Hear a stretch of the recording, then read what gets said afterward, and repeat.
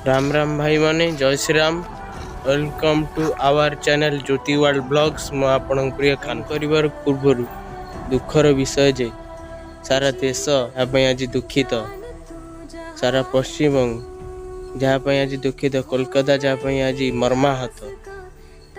Doctor Moumita Debnath जहाँकर निकट में बलात्कार करी जड़े नृशंस व्यक्ति हत्या कर देइछन्ति। आशा करछि तांको परिवार जनों को साहा हुअन्तु समस्ते आ तांको खूब शीघ्र न्याय मिल जाओ।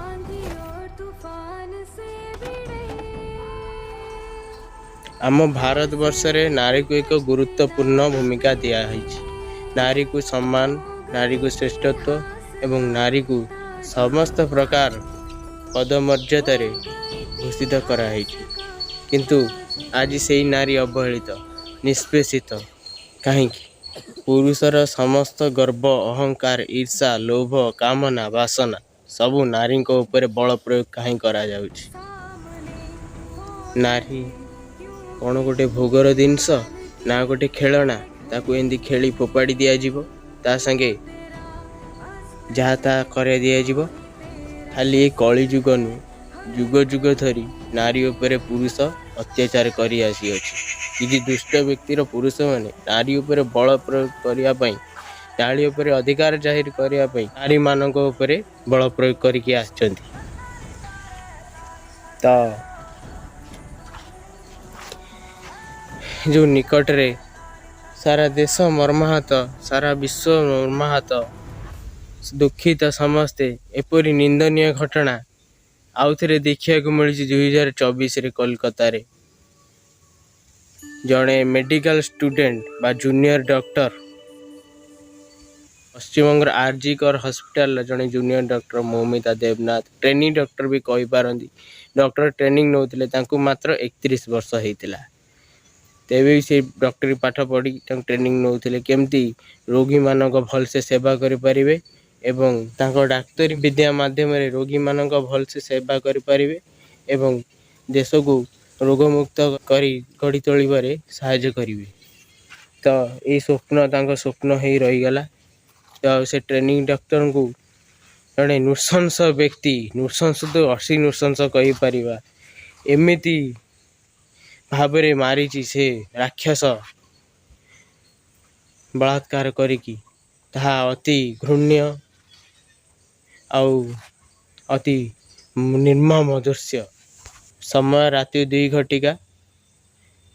ट्रेनिंग डॉक्टर जनक निज ड्यूटी रे थकी सारी तांकर सांग मानक सह ओलंपिक मैच देखतिले एवं खाइबा खाइथिले, तांकर लंच डिनर करथिले तांक सांग मानक सह, डॉक्टर सांग मानक सह।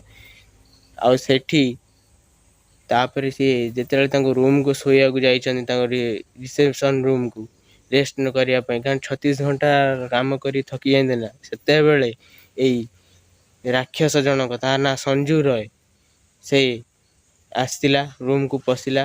से सेते को बहुत पोर्नोग्राफी वीडियो मध्य देखतिला, आउ मद मध्य बहुत निशा पानी करथिला। से समय निशा शक्त हेले तो मनीष निजर बुद्धि विवेक भूली जाए, गोटे राक्षस शैतान पलटि जाए। से समय बहुत मद निशा पानी करथिला।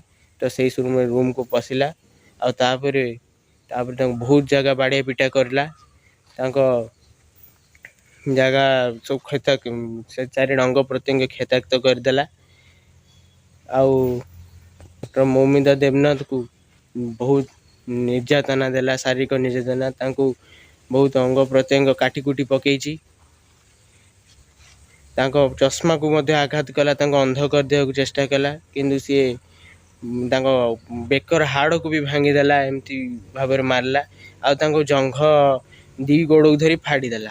तापरे बंचित अवस्था, बंचित के मन होश नथिला से राक्षस, बंचित अवस्था बहुत भयंकर बाड़े पिटा एंदी कर बहुत पिटला, ये कला, अस्त्र शस्त्र रे आघात कला, काच पुरेला, एंदी निर्मम दृश्य कौन भी एक मान जी रेप केस सब हो बलात्कार होठी जघन्य यही केसटा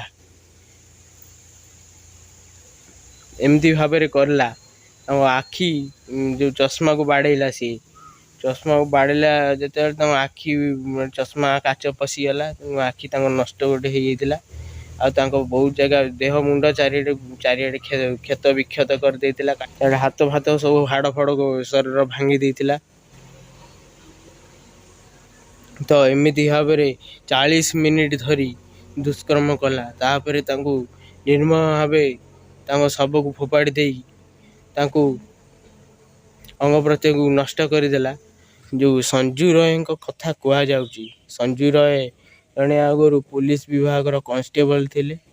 ସେ ବହୁତ ଅତି କାମୁକ ସ୍ୱଭାବର ଥିଲେ, ମଦ ପିଉଥିଲେ, ପର୍ନୋଗ୍ରାଫି ଅଶ୍ଳୀଳ ଚଳଚ୍ଚିତ୍ର ବହୁତ ଦେଖୁଥିଲେ। ସେଇଥିରୁ ତାଙ୍କର କାମ ଭାବ ବୃଦ୍ଧି ହେଇଥିଲା। କହିବାକୁ ଗଲେ ଇଏ ଖାସ୍ ଏଇ ଝିଅଟାକୁ ଟାର୍ଗେଟ୍ କରିଥିଲେ, ମୌମିତା ଦେବନାଥଙ୍କୁ। ଆଉ ସେ ସେଇଥିପାଇଁ ବୋଧେ ଆସି ଚାକିରି କରିଥିଲେ ତାଙ୍କର ଆର୍‌ଜେ କର ହସ୍ପିଟାଲରେ, ଯେଉଁଠି ହସ୍ପିଟାଲରେ ସବୁ ଚାକିରି କରିଥିଲେ ପିଅନ ଭାବରେ। ତ ଏଇଥିପାଇଁ ତାଙ୍କର ଯେତେବେଳେ ବଳାତ୍କାର ସରିଲା ପରେ ଯାଇକି ତାଙ୍କ ଚୁପଚାପ ଆରାମ ଶୋଇପାରୁଥିଲେ। କେତେ ନିର୍ମମ ଦେଖନ୍ତୁ, ଏତେ ଜଘନ୍ୟ କାଣ୍ଡ କରିସାରିଲା ପରେ ମଧ୍ୟ, ମହାପାପ କରିସାରିଲା ପରେ ମଧ୍ୟ ଯାଇକି ଆରାମସେ ଶୋଇଲେ। ତ ଏମିତି ଭାବରେ ତାଙ୍କର ପୁଲିସ ଇନଭେଷ୍ଟିଗେସନ୍ ଯେତେବେଳେ ହେଲା, ତାଙ୍କ ଇୟରପଡ଼୍ ପଡ଼ିଥିଲା ସେ ସଞ୍ଜୁ ରୟର, ସେ ରାକ୍ଷସର ଇୟରପଡ଼୍ ପଡ଼ିଥିଲା ମୌମିତା ଦେବନାଥଙ୍କ ଡେଡ଼୍ ବଡ଼ି ପାଖରେ। ତ ସେଇଥିରୁ ଡିଟେକ୍ଟ କଲେ ପୁଲିସ, ଇଏ ହେଉଛି ସେ ସଞ୍ଜୁ ରାୟ ମୁଖ୍ୟ ଅଭିଯୁକ୍ତ। ଅନ୍ୟ ଅଭିଯୁକ୍ତମାନଙ୍କୁ ମଧ୍ୟ ଖୋଜା ଚାଲିଛି। ତାଙ୍କ ପାଇଁ କଠୋରରୁ କଠୋର ଶାସ୍ତି ଦରକାର। ଏଇ ଫାଶୀ କେ ଦଣ୍ଡ ତାଙ୍କ କାମ ପଡ଼ିବନି। ଗରୁଡ଼ ପୁରାଣ ଅନୁସାରେ ଯେଉଁମାନେ ଦୁଷ୍କର୍ମ କରୁଛନ୍ତି, ତାଙ୍କୁ ଯମଲୋକରେ ଏପରି ଭାବରେ ଯନ୍ତ୍ରଣା ଦିଆଯାଏ, ତା କଳନା ବାହାରେ। ତ ଭାରତ ବର୍ଷରେ ମଧ୍ୟ ଏପରି ଫାଶୀ ଦଣ୍ଡ ତାଙ୍କ ପାଇଁ କାମ ନୁହେଁ, ଆଜୀବନ କାମ ନୁହେଁ। ତାଙ୍କୁ ଯମ ଯନ୍ତ୍ରଣା ଭଳିଆ ଦଣ୍ଡ ଦିଆଯାଉ। ତ ଠିକ୍ ସକାଳେ ତାଙ୍କ ଘର ଲୋକଙ୍କୁ ଖବର ହେଲା ଯେ ତମ ଝିଅ ସୁଇସାଇଡ଼୍ କରିଛି। ନା, ସୁଇସାଇଡ଼୍ କେସ୍ ତ ଇଏ ନୁହେଁ। ଯାଇକି ପୁଲିସ ତଦନ୍ତ ଚଲେଇଲା। ତ କହିବାକୁ ଗଲେ ଏ ତଦନ୍ତ କେସ୍ ଏମିତି ଭାବରେ ରହସ୍ୟମୟ ହେଇ ରହିଛି। ଏଥିରେ ପଶ୍ଚିମବଙ୍ଗର ମୁଖ୍ୟମନ୍ତ୍ରୀ ନବୁନାଟର ଗୋବର୍ଦ୍ଧନ କୁହାଯାଉଛି ମମତା ବାନାର୍ଜୀ।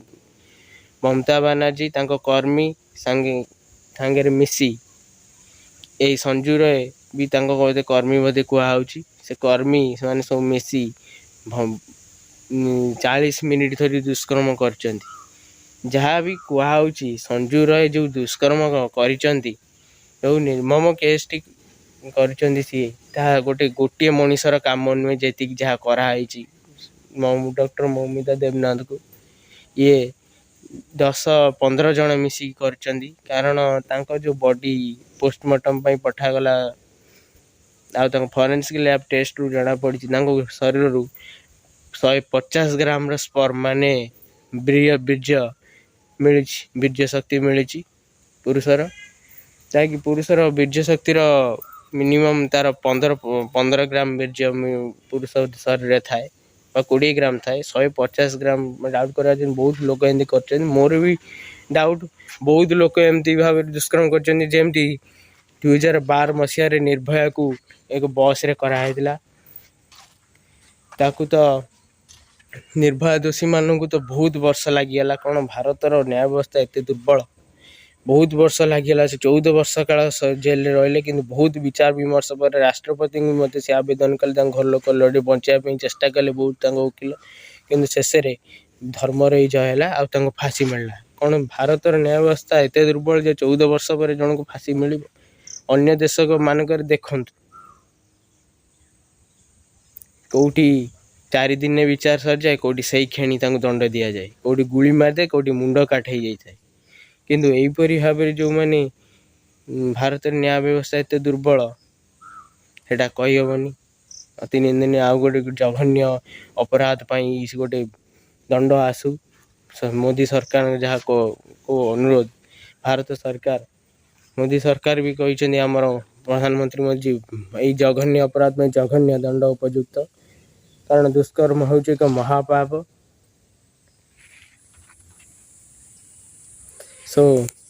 ଏଥିପାଇଁ ଜଘନ୍ୟରୁ ଅତି ଜଘନ୍ୟ ଯେଉଁମାନେ ଦୁଷ୍କର୍ମ କରି ତାଙ୍କ ପାଇଁ ଏମିତି ଜଘନ୍ୟ ଦଣ୍ଡ ଆସିବା ଦରକାର ଯେ ଆଉ କେବେ କୌଣସି ନିଷ୍ଠୁର ଲୋକ କାମୁକ ଲୋକ ଏମିତି ଭାବରେ ସାହସ କରିବାକୁ ଚେଷ୍ଟା କରିବେନି ଦଣ୍ଡକୁ ଦେଖିକି। ଯେମିତି ଆରବ କଣ୍ଟ୍ରିରେ ଦଣ୍ଡ ଦିଆହେଉଛି, ଯେମିତି ୟୁଏସ୍ରେ ଦଣ୍ଡ ଦିଆହେଉଛି, ଯେମିତି ଅନ୍ୟ ଷ୍ଟେଟ୍ ମାନଙ୍କରେ ତ ଫାଶୀଠୁ ବି ଆହୁରି ଭୟଙ୍କର ଦଣ୍ଡ ଦିଆହୁଏ। ଗୁଳି ମାରି ଦିଆଯାଏ, ମୁଣ୍ଡ କାଟି ଦିଆଯାଏ, ଫାଡ଼ି ଦିଆଯାଏ, କେଉଁଠି ତ ନପୁଂସକ ବି କରିଦିଆଯାଏ। ଏମିତି ଦଣ୍ଡ ଆସିବା ଦରକାର ଭାରତରେ ଯେ ଏମିତି ଦୁଷ୍କର୍ମ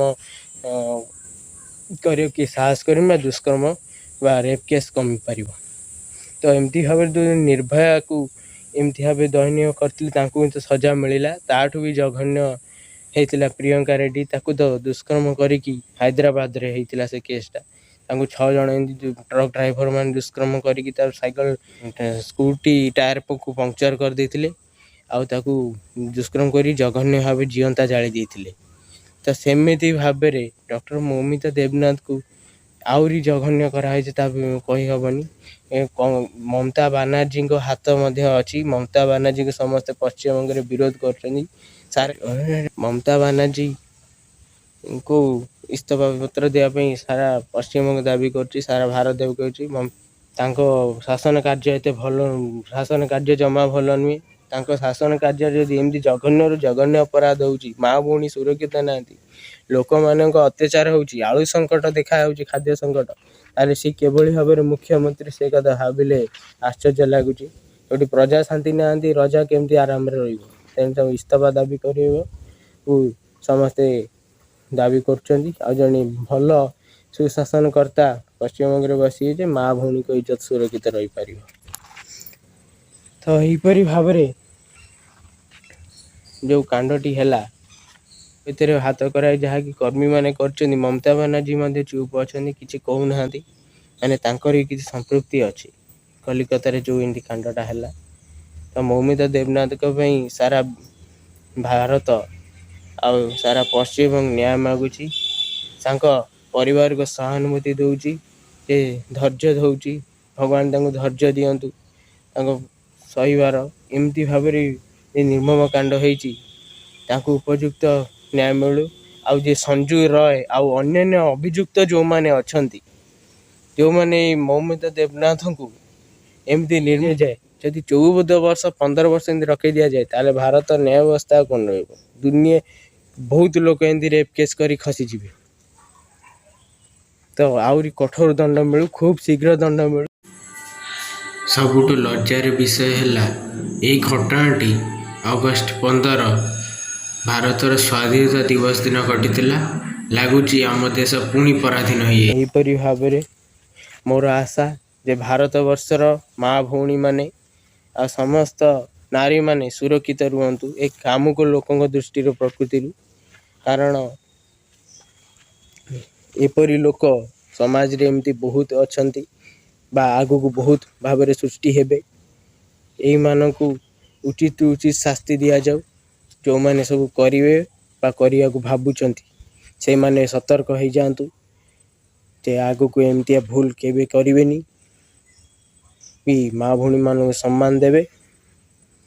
ସମସ୍ତ ନାରୀ ଜାତି ସୁରକ୍ଷିତ ରହୁ, ଆଉ ସମସ୍ତେ ଭଲରେ ଥାଆନ୍ତୁ, ତାଙ୍କୁ ଶାନ୍ତି ମିଳୁ, ତାଙ୍କ ଆତ୍ମାକୁ। ତା କ୍ଷତି ଆଉ ଭରଣା କରିହେବନି, ତାକୁ ନ୍ୟାୟ ମିଳିଲେ ଯାଇ କ୍ଷତି ଭରଣା ହେବ। ଆଶା କରୁଛି ଶୀଘ୍ର ନ୍ୟାୟ ମିଳିଯିବ ମୌମିତା ଦେବନାଥଙ୍କୁ, ଆଉ ସାରା ଦେଶବାସୀ ପ୍ରସନ୍ନ ହେବେ, ଖୁସି ହେବେ ଯେ ମୌମିତା ଦେବନାଥକୁ ନ୍ୟାୟ ମିଳିଲା। ଖାଲି କ୍ୟାଣ୍ଡେଲ ଯାତ୍ରା ଆଉ ୟୁନିୟନ ଷ୍ଟ୍ରାଇକ୍, ଷ୍ଟୁଡେଣ୍ଟ ଷ୍ଟ୍ରାଇକ୍ କରିଦେଲେ କିଛି କାମ ନାହିଁ।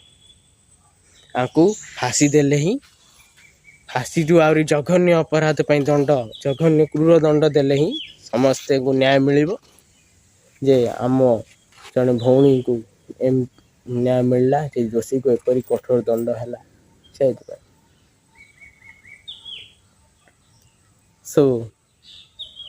ଆଶା କରୁଛି ସମସ୍ତେ ମା ଭଉଣୀମାନେ ଭଲରେ ଥାଆନ୍ତୁ, ସମସ୍ତେ ଭଲରେ ଥାଆନ୍ତୁ। ଜୟ ଜଗନ୍ନାଥ, ଜୟ ଶ୍ରୀରାମ, ଜୟ ମହାକାଳ।